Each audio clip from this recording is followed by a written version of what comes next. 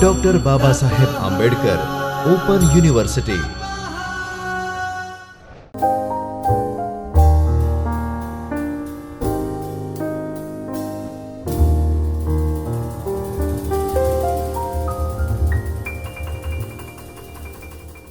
Namaskar students, welcome to Dr. Babasaheb Ambedkar Open University's video 8 lecture sessions. I, Dr. Nikita Gadani, Assistant Professor in Department of English, School of Humanities and Social Sciences at Dr. Babasaheb Ambedkar Open University. Today's our topic is Paper 3, Unit 10, and we'll be talking about the Restoration Age 2 major writers and literary works. So component of our today's topics, first we'll be talking about the objectives of our presentations, and then we'll be talking about the major literary writers and the literary work. So we'll be talking about the first, that is John Dryden, then we'll be talking about the Samuel Butler, then we'll be talking about the John Bunyan, then we'll be talking about the Samuel Pepys, then we'll be talking about the Sir John Locke, then we'll be talking about the William Congreve,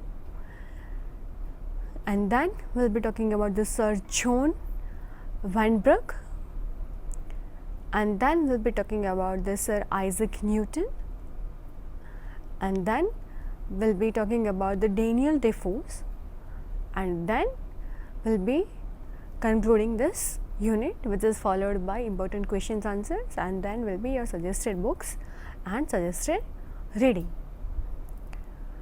So objectives of our today's topic, that you will be learning the major restoration writers and their contributions to the field of English literature, and how the restoration culture is represented in the major works of the restoration writers.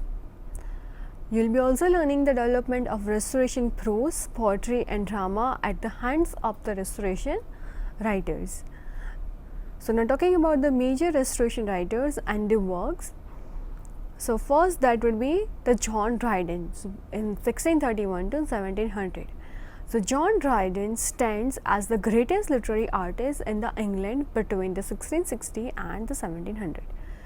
In addition to his achievements in drama, he did extremely well in poetry, translations and literary criticism.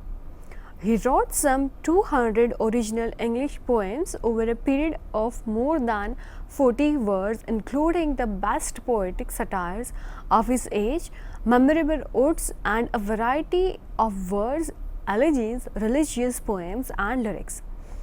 His prologues and epilogues attached to his drama and those of his contemporaries stand as the highest achievements in English in the Dryden's. An essay of dramatic poesy was probably written in 1666 during the closure of London theatres due to plague. So it was published in 1688. The essay can be seen as a defense of drama as an art form. The essay begins with the reference to a naval battle between the British and the Dutch. So the above mentioned four speakers observed this battle from a barge floating on a Thames. So after the battle gets over and the English Navy wins, the four speakers begin discussing English drama. So Eugenius literary means a well-born genius. It favors the moderns over the ancients, arguing that the moderns have excelled over the ancients because of having learned and profited from the examples. The name critics came from the Greek word critic, or one who is able to express a reasoned judgment on something. He argues in favor of the ancients and congratulates the observance of the three unities in drama. He considers Ben Jonson as the greatest English playwright because he followed the ancient example by adhering to the unities.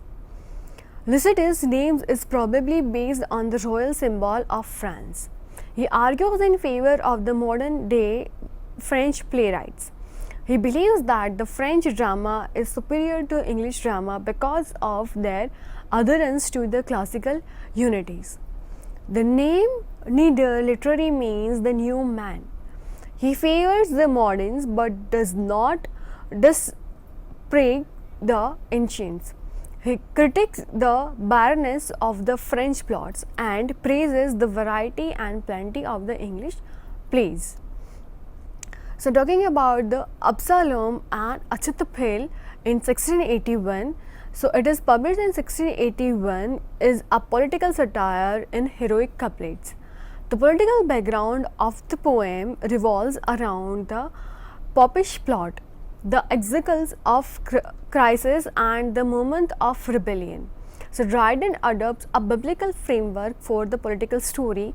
The story of Absalom's revolts against the King David and its Old Testament is taken as a framework to narrate the contemporary political events of the time. David stands for King Charles II, Absalom for James, and Duke for Monmouth. So, Charles II's illegitimate son Achitophel for the Anthony Ashley's Cooper, the first Earl of Shaftesbury, who encouraged Monmouth to rebel, and Zimmer's stand for the second Duke of Buckingham. The poem satirizes the Whig party, which sought to prevent the succession of the James, Duke of York, to the English throne. So, Dryden ridicules the Whigs of present favorable portraits of James' supporters. So, in the end of the Whigs succeed and the Charles II takes the throne, Dryden turns his wit on the Whigs, a political party that tried to break the traditional line of successions and prevent James, Duke of York, so from ascending to the throne.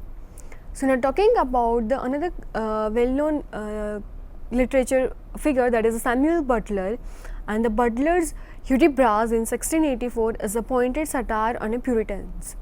It was influenced by the satire of rebellions and the Carvents. It has genuine flashes of the comic inside.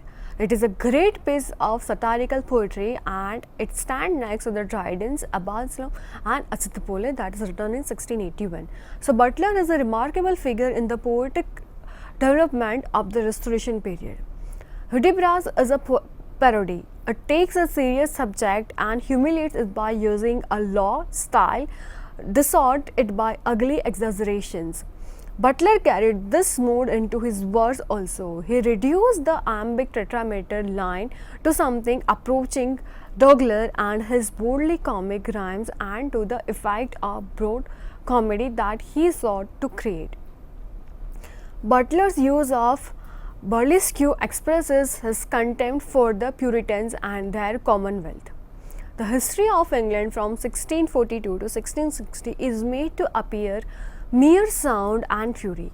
So, Butler took his hero's name from the Spenser's Faerie Queene, where Sir Hudibras appeared briefly as a rash adventurer and lover. The quest knight of chivalric romance is degraded into meddling, hypocritical Hudibras, who goes out like an officer in Cromwell's army against the popular sport of bear baiting. So, Butler had no illusion. He was spectacle in philosophy and conservative in politics, destructing theoretical reasoning and the new science. Disdainful of claims is inspired and eliminations cut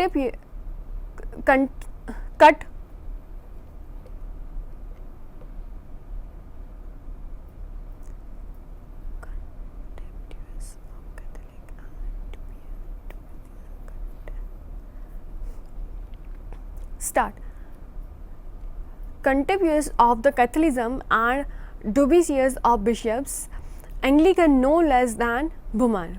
It is difficult to think of anything that he approved unless it was peace, common sense, and the wisdom that emerges from the experience of the humankind through the ages. Now, talking about another literary figures of that era, that is John Bunyan, and that's 1632 to 1704. So Bunyan wrote two prose allegories, The Pilgrim's Progress, that is written in 1678, and The Life and the Death of Mr. Badman. So Bunyan, Mr. Badman Bunyan, he is called pioneer of the English novel. The Pilgrim Progress is remarkable for impressive characters, presentations of contemporary life, and dramatic interest. So Bunyan's style is a simple, clear, lucid, biblical, and colloquial. John Bunyan is one of the most remarkable figures in 17th century literature. The son of a poor thinker, he received only insufficient schooling and then learned his father's craft. Nothing in the circumstances of his early life could have suggested that he would become a writer known the world over, grace abounding to the chief of sinners. His spiritual autobiography records his transformations from self-doubting sinner into an eloquent and fearless Baptist preacher. So preachers, both male and female, often even less educated than the Bunyan, were common phenomena amongst the sects during the Commonwealth. They wished no ordination but the call, and they could dispense with learning because they abundant in inspiration, inner light, and the gift conferred by the Holy Spirit. So in November 1616, the Anglican Church began to persecute and silence the dissenting sects. Prisons filled with the abundant unconventional preachers, and Bunyan was one of the pioneers. Refusing to keep silent, he chose imprisonment, and after that, so for 12 years, remained in Bedford jail, preaching to his fellow prisoners and writing religious books. So upon his release, he was called to the pastorate of a non-conformist group of Bedford. It was during a second imprisonment in 1675, when the Test Act was once again rigorously enforced against non-conformists, that he wrote his greatest work, The Pilgrim's Progress. So this work, The Pilgrim Progress, is the most popular allegory in English. Its basic metaphor is life is a journey, is simple and familiar.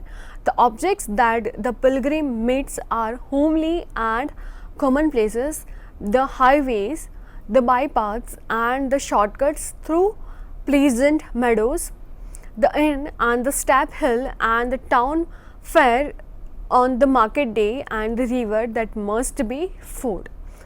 So now talking about another literary figure, that is Samuel Pepys, that is 1633 to 1703. Samuel Pepys, it normally pronounced the Pepys, was the son of a London tailor. With the help of the scholarship, he took a degree at Cambridge. With the help of a cousin, he found place in his Navy office. His defense of the Navy office and himself before the Parliament in 1668 won him a reputation as a good administrator, and his career continued to prosper until it was broken, first by the false accusation of the treason in 1679, and finally by the fall of James II in 1688. But Pepys was more than a Burlicus, a Londoner to his core. He was interested in all of the activities of the city, the theatre, music, the social will, business, religious, literary life, and the scientific experiment of the Royal Society, which is served as a precedent from 1684 to 1686. He also found plenty of chances to include his two obsessions, chasing after women and making money. So Pepys kept his diary from 1660 to 1669, writing in shorthand and sometimes in a code. He was completely frank in recording the events in his day, both public and the private. So the major affairs of the state, of his quarrels with his wife, altogether he wrote about 1.3 million words in his diary. When the diary was first decoded and published in the 19th century, it made him newly famous as a famous and it is also published as a document of a social history. It is supreme for its rich detail, honesty and immediacy. The second we'll be talking about the Sir John Locke. Sir John Locke, like Montaigne's essay, it aims to explore the human mind in general by closely watching one particular mind. When Locke analyzed his ideas, the way they were acquired and pulled together, he found they were clear when they were based on the direct experience and adequate when they were clear. So usually appeared problems occurred when basic ideas were blurred or confused or did not refer to anything determinate. Thus, a critical analysis of ideas in an individual mind could lead straight to a rule about adequate ideas in general and the sort of subject were addicted. Ideas were possible. On the basis of such a imitation, individuals might reach rational agreement with one another and so set up an area of natural law within which a common rule of understanding was available. So Locke's new way of ideas strikes a human anti-dogmatic note, but readers quickly perceived its far-reaching implications. So by basing knowledge on the ideas immediately before the mind, his approaches also alarmed some divine who argued that the foundation of human life could never be reduced to clear, distinct ideas. Locke, the Christian scriptures in the essay 1982, in the midst of the famous critique of enthusiasm, the belief in private revelation, but his main impulse is to restrain rather than to encourage religious speculation. The essay also contains an unsettling discussions of personal identity that Locke argues that a person's sense of selfhood derives not from the identity of soul but rather from the consciousness of past and the present and the past actions. So now talking about the William Congreve. William Congreve's present came from the prominent county families. His father, a younger son, obtained a commission as a replacement in the army and moved to the Ireland in 1674. So there our future playwright was educated at school and Trinity College, Dublin. At both the places he was younger contemporary of Swift. So in 1691 he took room in the Middle Temple and began to study law, but soon found preferred the wit of coffee house and the theatre. So within a year he had so distinguished himself at Will's Coffee House that he had become intimate with the great Dryden himself, and his brief career as a dramatist began shortly thereafter. The success of The Old Bachelor, written in 1693, immediately established him as the most promising young dramatist in the London. So Dryden declared it as the best first play he had ever read. The Double Dealer, that is written in 1693, was a near failure, though it evoked one of the Dryden's most graceful and gracious poems, in which he praised Congreve as the superior of Johnson and Fletcher and the equal of Shakespeare. Love for the Love was the unqualified successes and remained Congreve's most frequent revived play. In 1697, he brought out a well-received tragedy, The Mourning Bride, Congreve's most elegant comedy of madness.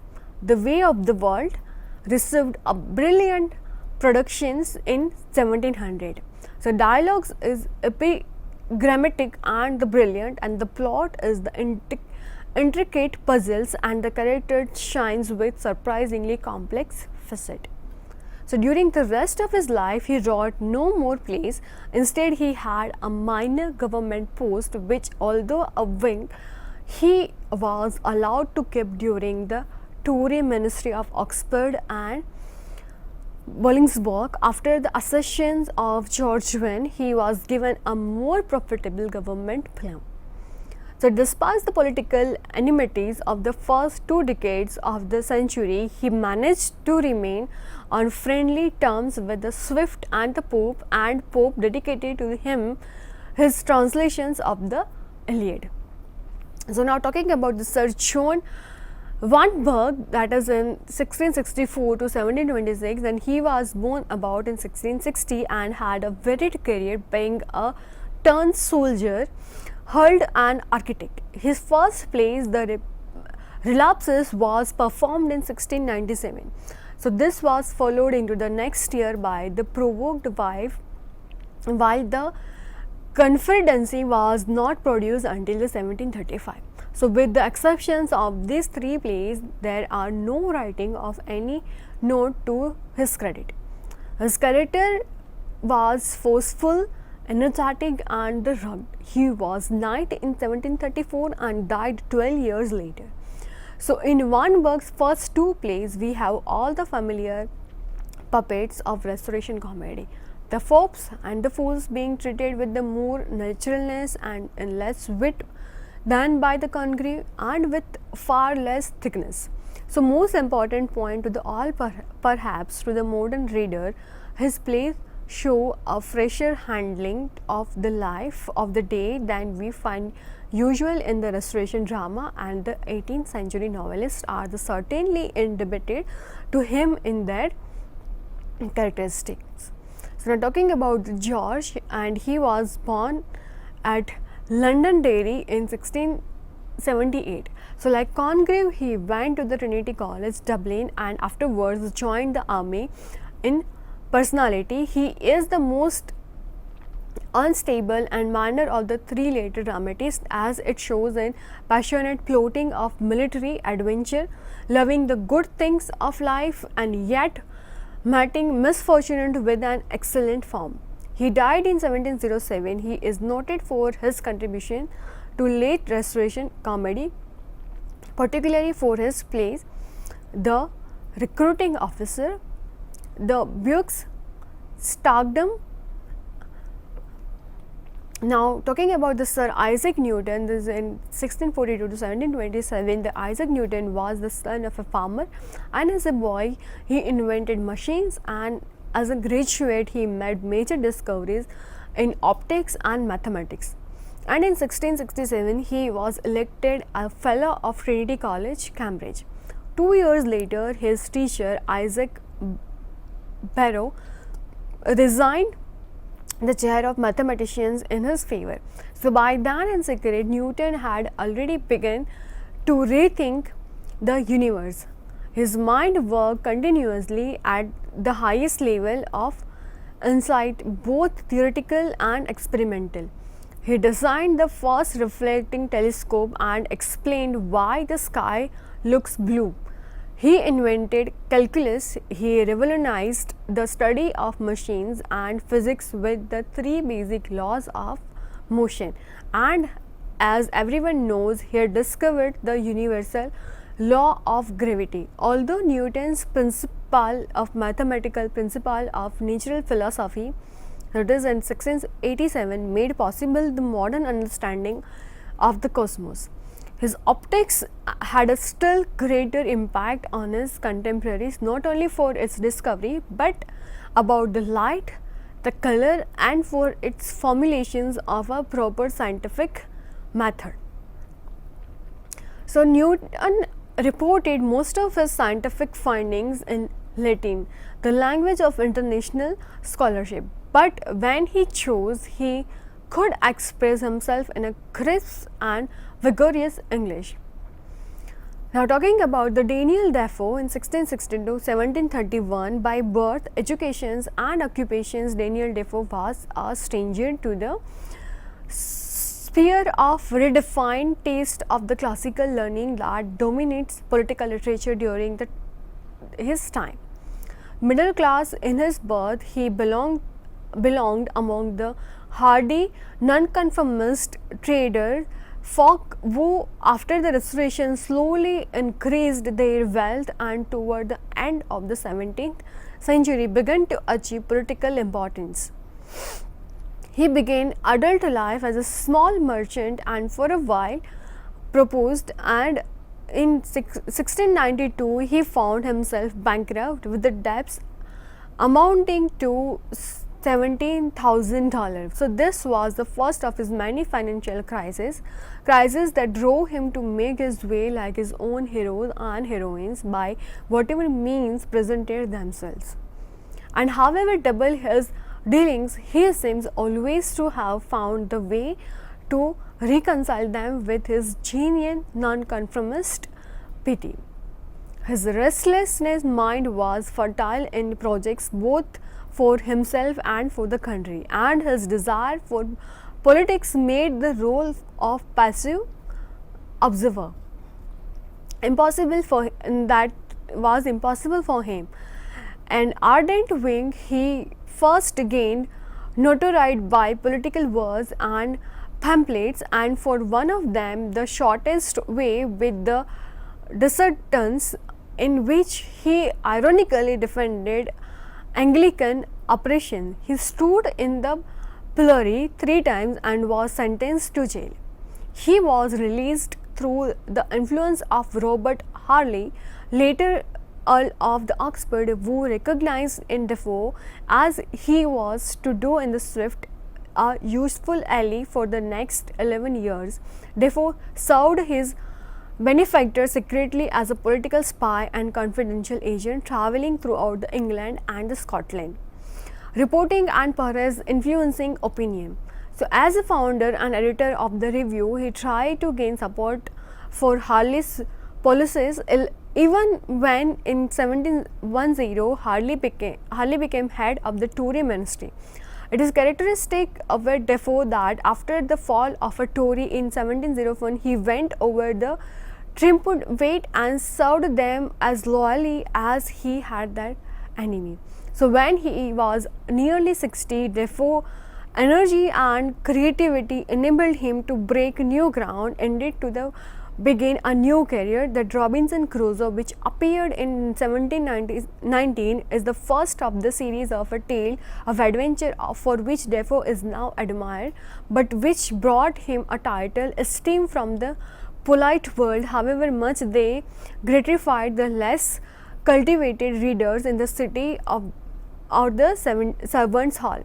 In Robinson Crusoe, the other tales that followed, Defoe was able to use his greatest gift, the ability to recreate an environment vividly, a special skill in writing easygoing prose, and the language of the actual speech in the fictitious autobiographies of the adventure of the rough Captain Singleton, that is in 1720, Moll Offenders and the Colonial Jack and Roxana, that Defoe spoke for 2 other members for his own class.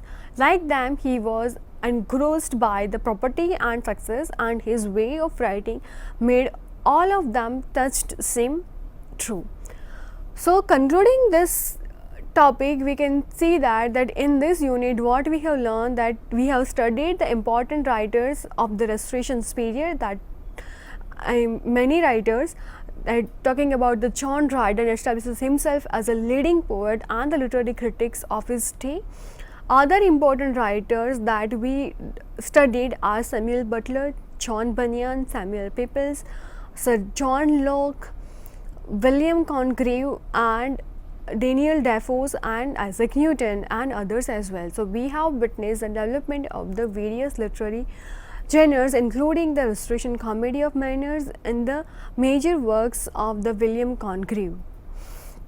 So now talking about the exercises and the questions and answers. So in this unit you will be getting 3 or 4 questions. So starting with the questions, the question is, John Dryden is considered to the most important figures in Restoration literature, and why do you think that he was so influential? So in this questions you need to write the answers, and this following the second questions, amongst many other things, Daniel Defoe wrote about the Black Death in the London in his historical fictions, a journal of the year, plague here. What was the author's main interest in doing so? Then the third questions we have that it discuss the contributions of Samuel Pepys in the Restoration literature. And then we have a critical note on the write a critical note on the Restoration Comedy of Manners with the reference to the works of William Congreve. And then we will be getting the two short notes, that is Absalom and Achitaphuel and the political as a political satire, and the second one that is that Hudibras and a religious sarcasm. So this will be followed by the reading books. So for that you will go to your text and you will also Google it and you will get the many information about it. So I hope you got the informations and I hope you understood the topic, and thank you so much for the listening this unit. See you soon in next sessions. Thank you.